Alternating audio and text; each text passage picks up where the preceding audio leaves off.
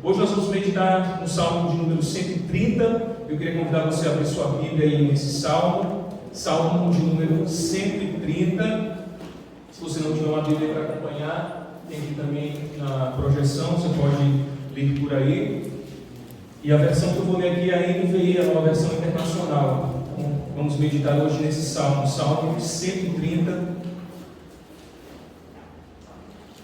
Um dos salmos de peregrinação, ou um cântico de romagem, ou um cântico de degraus.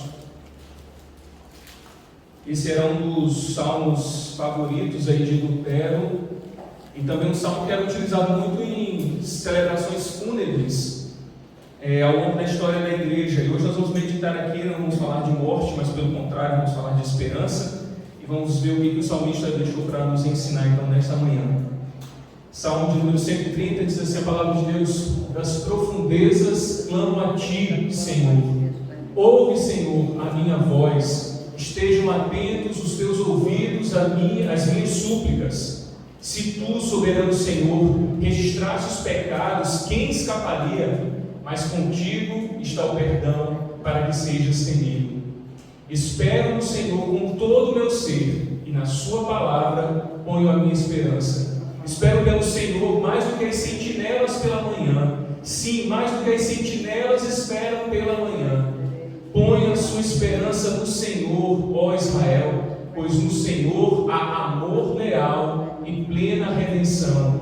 Ele próprio redimirá Israel de todas as suas culpas. Vamos orar? Senhor Deus bendito, Pai, maravilhosa é a tua palavra, Senhor.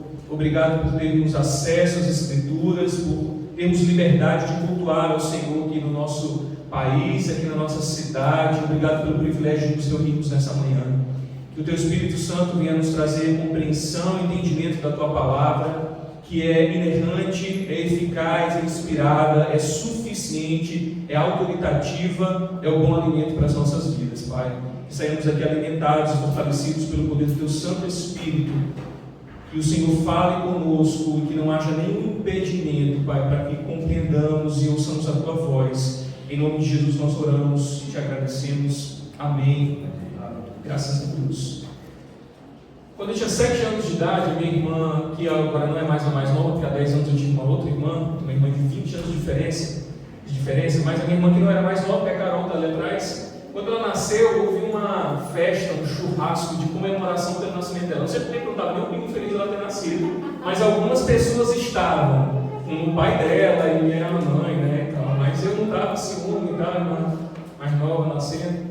Mas 7 anos já não era mais nem para estar com isso, né? Mas enfim. Então teve uma grande festa, eu me lembro muito bem desse dia. Por quê? Porque nós fomos para um sítio ali perto da estrada de Ribamar, e nessa comemoração do nascimento dela, era um lugar muito espaço, churrasco e piscina. E é tudo que uma criança gosta, uma piscina, por que não, né?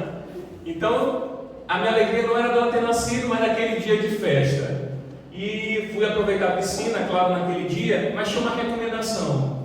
A piscina, ela era aquela que tinha 2 níveis de profundidade. Então, quando você chega no meio da piscina, tem uma ladeira e o outro lado fica mais fundo. Então a recomendação é: fique apenas desse lado da piscina, porque o outro lado é mais fundo. E eu nunca fui bom de natação. Hoje eu me garanto assim numa piscina, mas eu não sabia nadar, então eu sempre tive medo de afogar, essas coisas todas. Até hoje eu tive que viajar de barco, de ferro, essas coisas, ainda sou um pouco pé atrás.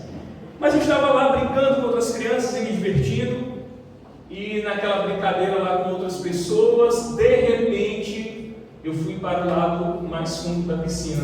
Andando ali na piscina, brincando, eu escorreguei para o lado mais fundo. E naquele momento que eu não conseguia nem alcançar o fundo da piscina e nem alcançar a superfície, foi um tempo muito desesperador. Eu me lembro muito desse dia. Eu sofri muito porque foram alguns segundos provavelmente, mas parecia uma eternidade.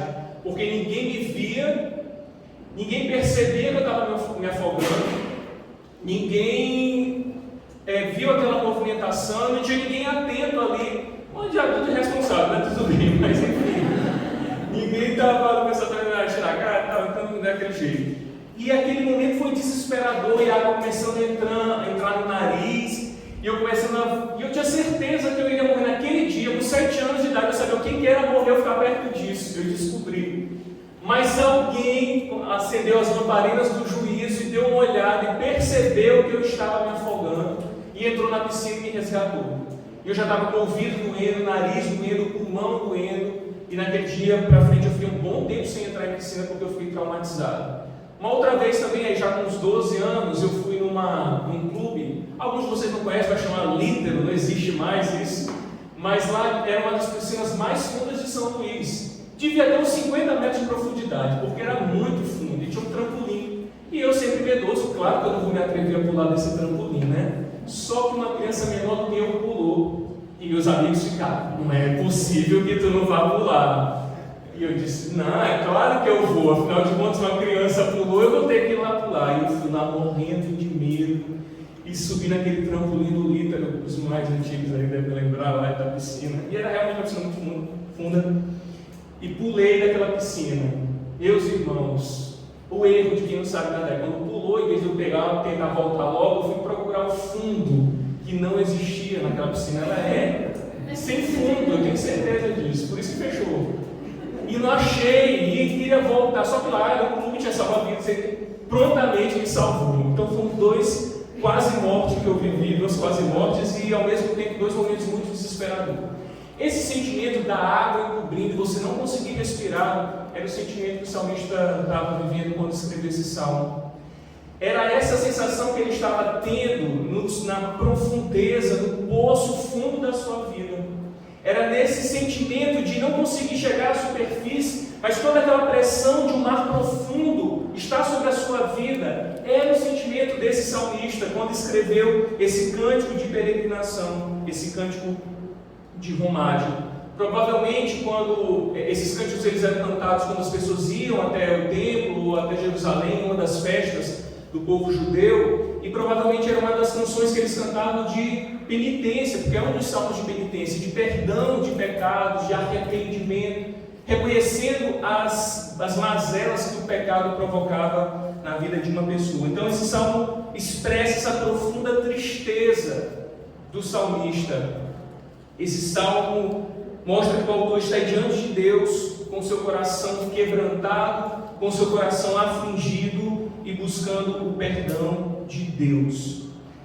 Nesses versos aí o salmista expressa sua dor, olhando para quem pode salvá-lo no mais profundo desse mar, olhando para quem pode resgatá-lo, para quem pode tirá-lo daquela situação. Temos aqui um clamor vindo das profundezas da vida. A dor do poeta a gente pode perceber nas suas palavras. Então hoje nós vamos meditar nesse salmo e perceber que não importa quais sejam as nossas necessidades, não importa aquilo que está nos levando para o profundo da nossa vida, mas se clamarmos com fé na direção certa para quem pode nos ouvir e nos resgatar, Ele mudará, fará as mudanças necessárias para nos resgatar. Por isso, no profundo da nossa vida, no mais profundo das dores e das dificuldades, a gente precisa de um pouco de ar para continuar, e esse é o tema então da nossa reflexão de hoje. Vamos ver então como o salmista vai dividir esse salmo para a gente compreender, meditar e aplicar para a nossa vida. A primeira coisa que ele apresenta aí para nós, nesses primeiros versos, versos 1 e 2,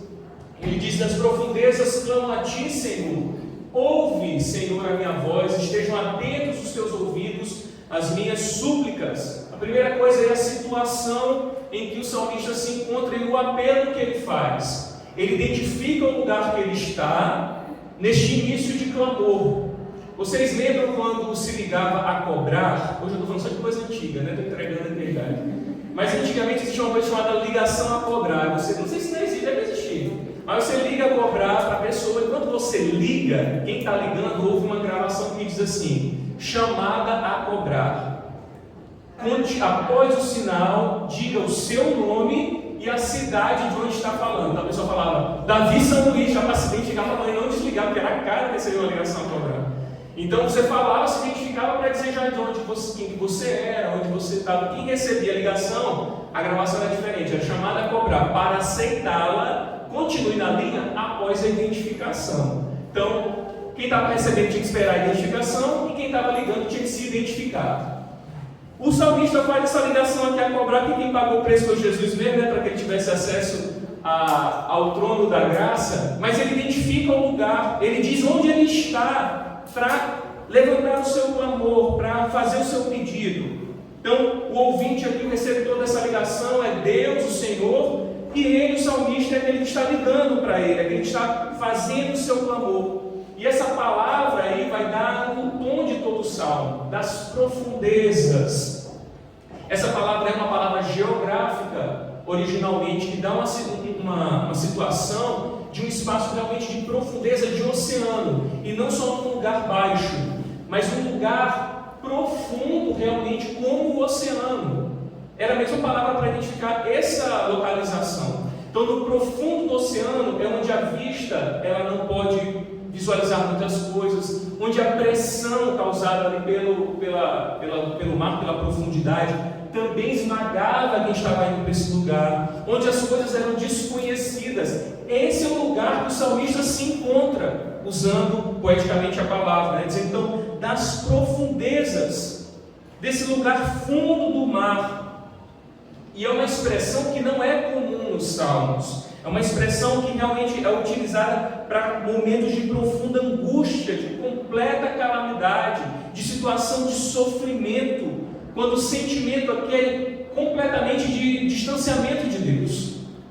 E é isso que o salmista usa para abrir o seu clamor. E é desse lugar em que ele clama, das profundezas, então ele clama. O tempo que o salmista utilizou para o verbo aí de clamar, significa que ele clamou durante o passado e que ele continua ainda no momento que ele escreve esse salmo, clamando, pedindo, suplicando. Ou seja, enquanto ele está perdido, enquanto ele está nas profundezas, ele ainda clama, ele ainda pede e precisa dessa intervenção divina. Bem, nós já sabemos que ele está no lugar, o que ele está fazendo é clamando, e essa ligação a cobrar precisa do receptor, precisa de alguém que vai ouvir então esse clamor. E o texto está nos dizendo então que ele clama ao Senhor, das profundezas clamo a Ti, Senhor. Agora você pode perceber na sua Bíblia, ou aqui na projeção, que a palavra Senhor vai estar escrita de duas maneiras, com destaque, em algumas versões todas as letras maiúsculas, ou então o S em destaque, né? Ele vem dessa maneira, todas as letras de Senhor maiúsculo, e depois, por exemplo, no verso 2, Senhor só com o primeiro S maiúsculo. Isso vai indicar as formas, então, que o salmista está utilizando a palavra originalmente. A primeira vez que quando aparece Senhor, e isso vai acontecer 5 vezes ao longo desse salmo, com todas as letras em maiúsculo, quer dizer que ele está chamando aí pelo nome de Deus, de Jeová, de Yahvé, o nome impronunciável, aquele Deus pactual que se revelou a Moisés lá no deserto. Então, todas as vezes que o salmo aparece com o Senhor em todas as letras, quer dizer que o salmista está chamando o nome de Deus mesmo. Ele está se referindo a qualquer Deus, a qualquer Senhor, só no sentido de senhorio, de dono, mas ele está clamando ao próprio Deus, aquele que tem uma aliança com o seu povo. E depois, quando aparece Senhor com apenas o S maiúsculo, está indicando então que ele está chamando o Senhor que é dono, que tem o senhorio, que tem o controle, aquele a quem ele pertence. Então é importante a gente entender isso, porque essa profundidade desse clamor do salmista, esse coração então doloroso aí, ferido, e essa vida nas profundezas de onde ele clama, faz com que ele chame pelo nome do Deus pactual, do Deus da aliança, o Deus que tem um compromisso, um relacionamento com o seu povo. É para esse Deus que o salmista está clamando. A outra palavra então aí do senhorio é Adonai, que ele utiliza para, nas outras vezes a gente vai ver essa repetição ao longo do salmo. Então, das profundezas que ele se encontra, ele chama a Deus, a Yahvé, ao Deus da aliança, ao Deus do pacto, ao Deus que criou todas as coisas. É a esse Deus que ele levanta o seu clamor. O salmista nos ensina aqui, meus irmãos, que nós podemos clamar a Deus do abismo, das nossas tristezas, das nossas emoções, das nossas frustrações, da nossa ansiedade. Quando estamos nesse profundo mar, onde não há para quem recorrer, onde não há onde se agarrar, o salmista faz o que é certo: clama ao Deus pactual, clama ao Deus que tem aliança com o seu povo, ao Deus que ouve a oração daqueles que clamam a Ele. E eu sei que essa situação aqui é a situação que muitos se encontram hoje, aqui reunidos conosco, mas também pessoas que nós conhecemos lá fora. Os dias que nós temos vivido têm trazido e puxado pessoas para o profundo da tristeza, da ansiedade, da preocupação. O reflexo que temos vivido dessa pandemia tem feito com que pessoas se escondam nesse profundo da sua dor, no fundo do poço, e as pessoas se encontram assim. Mas esse é o momento que nós podemos olhar para o alto e clamar ao Senhor Todo-Poderoso. Podemos clamar a Deus. Todas essas situações que nos afligem são como um peso amarrado em algo que somente puxa para o fundo do mar, que não consegue vir à tona, que não consegue respirar, que não consegue voltar para a superfície. Esse é o sentimento do salmista, e nós nos encontramos assim por diversas vezes, principalmente em situações que nós não sabemos como solucionar, em situações que nós não temos força para prosseguir, para caminhar. Então esse peso todo está nos trazendo para o fundo do mar, mas nós podemos fazer como o salmista e dizer: Senhor, estou nas profundezas, mas eu clamo a Ti, eu clamo a Ti, Senhor. O que fez com que o salmista se sentisse nessa situação, a gente percebe ao longo do salmo, era o pecado. Ele reconheceu que o pecado levou para a profundeza, para o distanciamento de Deus. E não há sofrimento maior que um ser humano pode viver do que o distanciamento de Deus, ainda que ele não perceba esse sofrimento no momento. Porque quando estamos afastados de Deus, a gente não consegue enxergar esse distanciamento que a gente está dele. Mas essa é a pior situação em que um ser humano pode se encontrar. Mas das profundezas é possível clamar ao Senhor. A gente vê às vezes em documentários e filmes que para que os sons do fundo do mar sejam ouvidos, equipamentos muito modernos são utilizados para então captar aqueles sons, para sentir as vibrações do fundo do mar, porque ninguém vai ouvir. Como ninguém me ouvia ali no fundo daquela piscina, eu não conseguia chegar à superfície para pedir socorro. Eu era criança, a piscina era muito funda, e essa situação, quando nós estamos afogados também por situações difíceis, esse é o nosso estado nesse momento. Mas ali onde ninguém nos ouve, o Deus Todo-Poderoso, Yahvé, o Deus do pacto da aliança, ouve o clamor do seu povo. Louvado seja o Senhor por isso. E o salmista continua então, trazendo um outro momento aqui, a certeza do socorro. Os versículos 3 e 4 diz: se tu, soberano Senhor, registrasse os pecados, quem escaparia? Mas contigo está o perdão, para que sejas temido. Algumas versões vão trazer aí: se observares, Senhor, as iniquidades, quem, Senhor, subsistirá? Mas nesse caso, a NVI e a NVT trazem uma tradução mais clara do que o salmista quis dizer. A palavra lá para observar nas outras versões, e que a NVI já traz como registrar, é exatamente isso, de alguém que não está só olhando, observando acontecer, mas está tomando nota, está registrando. Agora você pensa Deus lá no seu trono de glória, lá no céu, olhando para a gente e anotando todos os nossos pecados. Quem poderia escapar? Eu fico pensando nessa cena, Deus lá no céu olhando. Estou falando aqui humanamente, Deus lá no céu não ia fazer outra coisa a não ser anotar pecado da gente. Sabe quando o professor está ditando, a gente nem terminou aquela palavra, já tem que escrever a outra? Meu Deus, com o nosso pecado. Mal terminou de anotar um pecado, a gente já estava pecando de novo. Essa situação, essa reflexão que o salmista está relatando aqui para a gente, através dessa poesia, e a ideia é realmente de anotar os pecados de cada pessoa. Pense nessa lista interminável. Deus vai então anotando, registrando pecado por pecado de cada um dos seres humanos. A imagem aqui é de alguém que vai anotando todas as iniquidades para uma punição futura.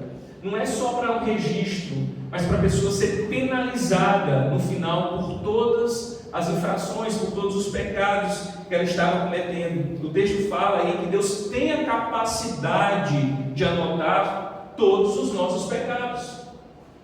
Deus tem condições em todo o seu poder, em toda a sua ciência, em todo o seu conhecimento, de poder anotar e não deixar com que nenhum dos nossos pecados passem despercebidos. Mas imagina se tudo isso fosse guardado para a nossa punição. Estaríamos fritos. Nenhum de nós é indesculpável, nenhum de nós é santo diante dos olhos do Deus Santo. Não há ninguém que escape dessa realidade aqui. Mas Isaías, no capítulo 43, versículo 25, Deus falou por meio do profeta dizendo: sou eu mesmo, aquele que apaga as suas transgressões por amor de mim e que não se lembra mais dos seus pecados. Ele está na presença de Deus aqui, o salmista, e reconhece que o Senhor é perdoador, é misericordioso. Ele reconhece que graça e bondade estão no Senhor. Quando somos perdoados, temos consciência da reverência que nós precisamos prestar diante de Deus. Precisamos compreender, quando nós somos perdoados, entendemos esse perdão, nós entendemos como deve ser agora o nosso comportamento diante da sua presença, do Deus temível. É reconhecer a misericórdia de Deus para conosco, que vai aumentar o nosso temor diante dele. Quanto mais entendemos que somos perdoados, quanto mais entendemos que a graça de Deus está sobre as nossas vidas, mais santos devemos ser diante dele. Nós devemos temer diante da sua presença, porque sabemos que o que ele fez por nós não merecíamos. E somente compreender esse perdão, compreender que Deus tem a capacidade de registrar todos os nossos pecados, mas que com ele está o perdão, nós tememos diante desse Deus santo. Não há como ter a mesma vida que tínhamos antes do perdão, agora uma vez perdoados. Nele está o perdão. Esse Deus que tem a capacidade de registrar todos os nossos pecados e nos punir por causa disso, porque merecemos essa punição. Nele está o perdão, para que o temamos, para que o reverenciemos aquele que é digno de toda a honra e de toda a glória. O salmista tinha certeza de que esse Deus perdoador estava pronto para atender o seu clamor e perdoá-lo dos seus pecados. A outra situação que ele nos mostra é a situação de espera. O texto continua dizendo: espero no Senhor com todo o meu ser, e na sua palavra ponho a minha esperança. Espero pelo Senhor mais do que as sentinelas pela manhã. Sim, mais do que as sentinelas esperam pela manhã. E agora é a outra temática, que o outro ambiente, situação que o salmista traz para nós, que é a situação da espera. E esperar é algo que os salmistas fazem demais. Esperei com paciência no Senhor e Ele ouviu o meu clamor. Em diversos textos nós observamos essa palavra espera ou aguardar, essas derivações de esperar. Isso nos faz pensar como a espera é importante e como os propósitos de Deus estão alinhados à espera, e como Deus usa a espera para tratar dos seus filhos, do seu povo. Por isso, ao longo de toda a Escritura, a gente vai perceber aqueles que estão no Senhor, aqueles que recebem promessas do Senhor, aqueles que são o seu povo, que são seus filhos, esperam pelo seu agir, esperam que as coisas se cumpram, esperam que a palavra seja cumprida. E a espera está relacionada com confiança. Você só pode esperar de alguém que você confia. A gente não consegue esperar muito tempo de alguém que a gente não tem confiança. Aquela pessoa que já diz assim: olha, eu tenho um compromisso com você às 10 horas da manhã, E todas as vezes a pessoa não chega às 10 horas, ela chega às 10h30, 10h40, 11 horas, meio-dia. E ela vai repetindo isso. Aquela pessoa já perdeu o crédito de alguém esperar por ela, que ela vai chegar às 10 horas, porque ela nunca vai chegar às 10 horas. Então você já não tem mais confiança naquela pessoa. Então você já não tem mais como esperar de fato e se tranquilizar, porque ela não tem palavra para isso. Então a gente só pode esperar daqueles que a gente confia que vão cumprir. Eu posso fazer todo o esforço para cumprir com a palavra que eu der. Eu posso fazer todo o esforço para prometer algo para vocês e tentar cumprir, mas eu estou envolvido por circunstâncias que podem impedir de eu cumprir essa palavra. Mas aquele que prometeu ao seu povo, e a esse aqui, a quem o salmista está se referindo e clamando, ele não está envolvido por circunstâncias. O contexto não vai influenciar quem ele é. Deus é, independentemente daquilo que esteja acontecendo no mundo. Independentemente daquilo que esteja acontecendo na história, Ele é. E a gente deve esperar, mas só pode esperar de uma forma prolongada, demasiada, se a gente confiar em quem prometeu.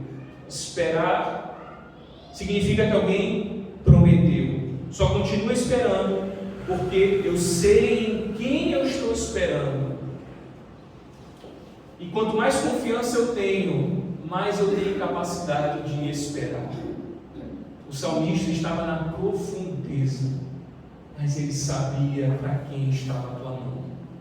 E às vezes a nossa impaciência diante de Deus revela a nossa distância dele, revela o quanto nós não o conhecemos, revela o quanto nós não confiamos, porque não somos capazes de esperar, ainda que a situação seja de profundeza. E essa realidade é percebida nas letras desse salmo, porque o salmista não apenas espera, mas ele diz: espero no Senhor com todo o meu ser. E por que ele deposita aí a sua esperança com todo o seu ser? Porque ele espera na palavra de Deus. Ele espera na palavra daquele que tem poder para fazer e daquele que é fiel à sua palavra e às suas promessas. Meus queridos, quantas vezes nós oramos ao Senhor pedindo algo a Deus, crendo que Ele não vai nos dar? Quantas vezes nós vamos ao Senhor em oração, nos colocamos diante dEle, com certeza de que Ele não está nos ouvindo? Às vezes por um ritual, às vezes por um desencargo de consciência. Eu vou logo orar aqui porque eu fiz minha parte de orar. Mas de fato a gente nem está confiando, a gente não está nem mesmo esperando que Deus esteja ouvindo a nossa oração. Quantas vezes nos comportamos assim? E hoje também é um dia para a gente refletir qual tem sido o nosso nível de confiança no Senhor, naquilo que temos buscado, naquilo que temos clamado a Ele. Eu separei um texto aqui de Lutero, no livro Obras Selecionadas. Ele diz assim: por isso ele, comentando esse salmo, por isso ele, o salmista, diz: eu aguardarei a Deus. Isso significa, em meio a tal clamor, eu não voltei atrás, nem desesperei, nem edifiquei sobre os meus méritos, mas somente sobre a graça de Deus que desejei. Por esta eu anseio e aguardo, até quando agradar ao meu Deus me auxiliar. Mas há alguns que querem indicar o alvo a Deus, que querem estabelecer tempo e medida, e também sugerir-lhe como querem ser auxiliados. E caso não lhes suceda como querem, eles desanimam, ou, se podem, buscam auxílio em outro lugar. Estes não anseiam por Deus e não o aguardam, mas os que aguardam a Deus pedem graça, deixando a critério da boa vontade de Deus, quando, como, onde e por que meio Ele os ajude. O que Lutero estava dizendo aqui, refletindo e meditando nesse salmo, é que a confiança em Deus não quer dizer trilhar o nosso próprio caminho, o nosso próprio entendimento e determinando como Deus deve agir. Tem gente que gosta de orar, né? Agora determine, agora diga, vai botando Deus na parede e vai dizendo: diga, determine, e não, e vou, e tal. Mas o que a palavra de Deus Deus está nos dizendo é que nós devemos aguardar, pedindo graça a Ele, confiando. E essa reflexão que Lutero faz em cima desse versículo é perfeita para que a gente compreenda aquilo que Deus quer nos ensinar por meio da vida desse salmista, desse clamor do salmista. Vamos aguardar, deixando a critério da sua boa vontade, o quando, o onde, o como e o porquê vem dele. Aguardemos o Senhor agir. A gente vê que o salmista não está numa situação fácil, ele não está confortável em dizendo essas coisas. Ele está no profundo da sua vida e da sua angústia, mas ele tem certeza da espera e de quem ele está esperando e o agir que ele está aguardando. Agora o salmista coloca uma referência do tamanho dessa sua espera em Deus, né? Ele diz que mais do que as sentinelas pela manhã, e reforça, sim, mais do que as sentinelas esperam pela manhã. Você já parou para pensar o quanto que um guarda, um vigilante, um sentinela, ele espera pela manhã, um plantão? Quem trabalha também no plantão e tudo, sabe quando está aquele dia puxado, aquela noite que dá 10 horas da manhã, mas não dá 7 para ir embora? Sabe como é que é? Você imagina o sentinela então aguardando esse momento de chegar da manhã, de deixar aquele plantão, de ir embora, e não chega nunca. O salmista usa essa figura para dizer assim como eles esperam tanto pelo amanhecer, é assim que eu confio e eu aguardo no Senhor. É assim que é o tamanho da minha espera. O salmista vai dizer que a gente não tem problema em ficar na expectativa de aguardar a resposta de Deus. Não podemos fazer isso, mas devemos expressar também, como ele fez aqui, essa nossa confiança. Aguardar pela manhã não anula a confiança que ele tem em Deus. E o vigilante, o sentinela, ele aguarda não só pelo seu descanso, mas porque à noite existem muitas dificuldades. Existe a escuridão que não permite com que ele tenha uma visão plena do perímetro que ele está vigilando. A noite faz com que ele não tenha tantos reflexos, tanta disposição. Sem contar que quando acabar o plantão dele, ele vai para casa descansar. É dessa maneira que o salmista está dizendo que ele aguarda pelo Senhor, esperando que o turno da noite acabe, que chegue a aurora e que enfim ele vai descansar. Esse é o sentimento do salmista. Ele tem plena certeza de que vai amanhecer, por mais que as horas demorem. É igual como vocês estão dando doido para dar 11h30 para o culto acabar, e tipo essa expectativa que às vezes vocês têm aqui para acabar logo. Essa a espera do vigilante, do sentinela, daquele que aguarda o sol chegar, a estrela da manhã brilhar. Ele aguarda no Senhor com essa expectativa. A repetição aí vai enfatizar o sentimento do ardente desejo dessa prolongada espera. E por fim, ele encerra o salmo então falando da misericórdia do Senhor para com o seu povo. Os versos 7 e 8, ele diz: põe a sua esperança no Senhor, ó Israel, pois no Senhor há amor leal e plena redenção. Ele próprio redimirá Israel de todas as suas culpas. Lembra que eu falei da pouco que esse salmo é um salmo de peregrinação, de romagem, que os peregrinos cantavam, e recitavam ali a caminho de Jerusalém. Estamos falando aqui dessa romaria desse povo. Eles estão nessa situação, e o salmista está trazendo aqui essa sua experiência para compartilhar com esses peregrinos ao longo do caminho a confiarem no Senhor. Ao longo dessa jornada, tudo aquilo que eles viviam, eles deveriam confiar em Deus. E após experimentar o perdão, a misericórdia do Senhor, agora ele apela que todo Israel faça isso, que todo o povo de Deus faça a mesma coisa, depositar a sua confiança no Senhor. A igreja deve fazer isso, o povo de Deus deve fazer isso, seus filhos devem esperar por Ele. Por quê? Ele apresenta então dois argumentos. Porque nele há amor leal. Em Deus não há apenas um amor, mas um amor leal. E a lealdade aqui tem a ver com não ser abalável, com não mexer as estruturas estruturas. Deus, o amor de Deus pelos seus filhos, pelo seu povo, não é abalado, não é modificado, e por isso é leal. Então, confie, Israel, confie, base no amor leal do Senhor. E também podemos confiar nele, porque nele há plena redenção. Não apenas redenção, mas uma plena redenção. Deus é aquele que ama o seu povo. Deus é aquele que redimiu o seu povo. Redenção é a libertação de um escravo, é o preço pago para que um escravo ali no mercado tenha liberdade, pertence agora àquela pessoa que comprou e aquela pessoa tem o poder de libertá-lo. E é isso que o salmista está dizendo, que eles agora estão livres. Israel tinha compreensão do que era ser liberto, do que era redenção.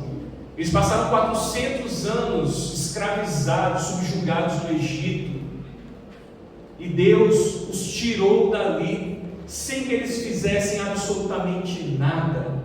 Eles não tinham capacidade nenhuma de libertar a si mesmos, na sua inteligência, nos seus méritos, nas suas forças. Deus quem libertou, Deus quem redimiu, e eles sabiam disso, eles tinham consciência sobre o que era essa redenção. E é por isso que o salmista então usa isso para lembrar-nos dele, que era o Senhor que tinha livrado aquele povo das mãos do inimigo. Ou seja, por conta da redenção, agora eles pertenciam a Deus. Paulo escreve a Tito, capítulo 2, versículo 14: Ele deu a si mesmo por nós, para redimir-nos de toda a nossa impiedade. Jesus é aquele que pagou o preço para a nossa redenção. Por isso devemos confiar no seu amor leal. O salmista está num estado de profunda tristeza, no lugar onde os nossos pecados nos colocam. Desolação emocional, física, espiritual, que muitas vezes nos oprimem e nos levam para o profundo do mar. Mas de lá nós podemos levantar as nossas súplicas ao Deus que responde por meio da sua graça, com perdão e com luz que invade a nossa vida. Se o salmista não tivesse sido afligido, quem sabe ele nunca teria experimentado essa alegria de ser liberto e da misericórdia de Deus. A aflição nos faz experimentar coisas inimagináveis. Eu não falo de dor, eu falo depois de libertação e cura. Somente vamos nos alegrar na cura, na libertação que o Senhor traz para a nossa vida, quando nós estamos numa situação que é difícil, de opressão, de profundidade. Uma frase de Charles Spurgeon que diz o seguinte: aqueles que mergulham no mar das aflições trazem pérolas raras para cima. As pérolas estão nas profundezas do mar, escondidas no mais profundo do mar. E ele usa essa ilustração para dizer que somente mergulhados, somente nesse profundo, somente nessas profundezas é possível descobrir coisas preciosas que Deus revela aos que estão afligidos. Às vezes a nossa vida não está muito tranquila, a nossa caminhada, a nossa peregrinação, a gente está lá no profundo do mar, num lugar doloroso, num lugar difícil, num lugar onde a gente não consegue respirar direito. Mas nesse lugar profundo nós podemos encontrar salvação, perdão, redenção, porque o Senhor se revela àqueles que o buscam. Nosso coração se enche de esperança, porque agora nós somos redimidos e aguardamos ansiosamente pela alvorada, pelo amanhecer, como os sentinelas aguardam pela manhã.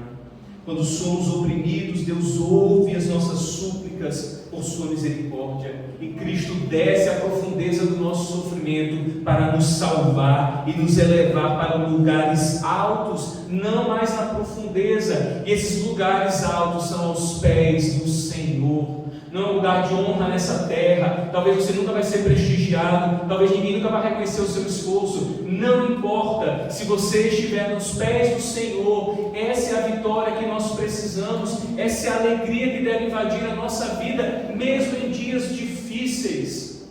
Talvez o Senhor não trará a cura que a gente busque, talvez o Senhor não responda a oração conforme a gente quer, como a gente viu Lutero colocando os lugares e situações e tempo. Talvez Deus não vá fazer isso na sua vida, mas Ele ouve o seu clamor e te traz à superfície.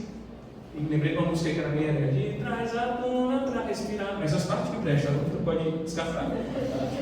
Mas Ele traz a superfície para a gente respirar e continuar na espera por Ele, porque um dia Ele voltará para nos resgatar definitivamente, e estaremos no lugar, aí sim, onde não terá mais profundezas, escuridão, sofrimento, dor, choro, doença, boleto. Vai ter só alegria e gozo na presença do Senhor na eternidade. Aleluia, louvado seja Deus por isso. Quem quer se livrar do boleto aí diz amém. Glória a Deus. Quando somos oprimidos, meus irmãos, o Senhor está lá com seus ouvidos inclinados para ouvir a nossa súplica.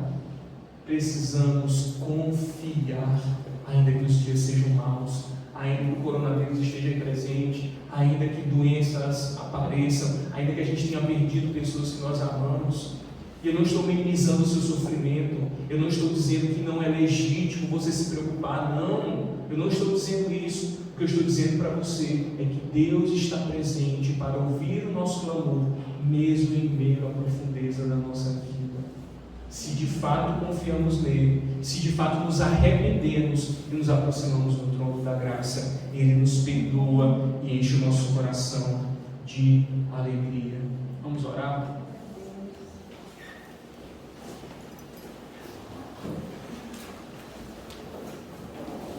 Senhor Deus e Pai, bendita é a Tua palavra, Senhor. Obrigado porque ela nos traz esperança nessa manhã, esperança nesses dias difíceis que nós temos vivido, Senhor, dias de preocupação, de ansiedade, de incertezas. Nós às vezes nos encontramos nesse profundo mar, Pai, pelos nossos pecados, por falta de oração, por falta de comunhão com a igreja, por falta de meditação na palavra. São várias circunstâncias que nos trazem para o profundo da nossa vida.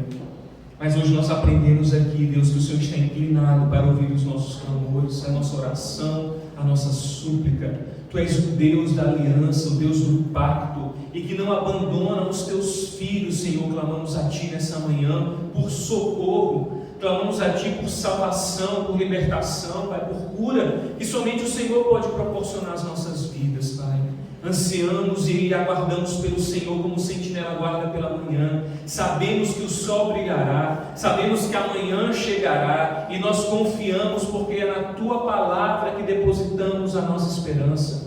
Não é, Senhor, em homens, em governos, não é, Senhor, em vacina, não é em líderes, em pastores, igrejas, denominações, mas é no Senhor que nós depositamos a nossa esperança, Pai, porque o Senhor não falha, porque a Tua palavra, Senhor, é fiel ao Senhor e ela jamais falhará. Nós podemos estar em qualquer situação, Pai, adversa, qualquer situação de sofrimento, mas o Senhor inclina os seus ouvidos para nos ouvir, Pai, porque o Senhor é misericordioso, contigo está o perdão para que sejas temido, Pai. Nós reverenciamos ao Senhor, nos dobramos diante de Ti, porque Tu és bom, Pai, e a Tua misericórdia dura para sempre.